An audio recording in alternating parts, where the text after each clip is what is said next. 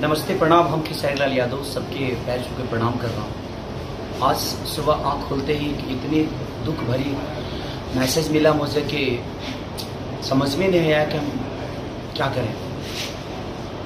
Season 13 में, big boss के season 13 में हमारे बहुत अजीज़ मित्र और हमारे दोस्त भी और एक बड़े भाई की तरह सिद्धार्थ शुक्ला जी का जब न्यूज़ सुनने को मिला तो यकीन ही नहीं हो रहा था खुद पे कि ऐसा हो सकता है।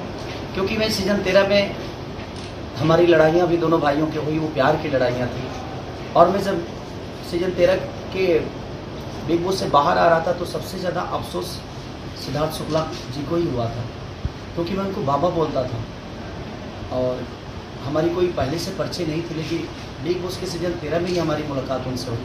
वो बड़े अच्छे इंसान भी थे, अपनी कोई भी बात निधड़क बोलते थे और इस उम्र में जाना ये कुछ अजीब सा लगा।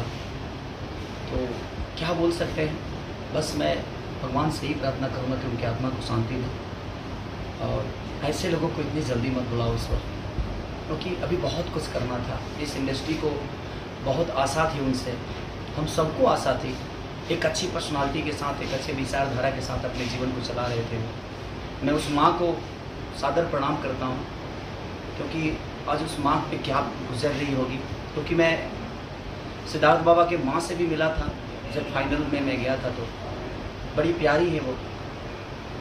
और माँ हम सब हैं आपके साथ, बिल्कुल आप निश्चिंत रहिए कि हाँ, एक बेटा गया है, ठीक है, अब ईश्वर को क्या मंजूर था नहीं जानता, बट बहुत सारे बेटे आपके हैं जो आपके प्यार के लिए हमेशा खड़े रहेंगे।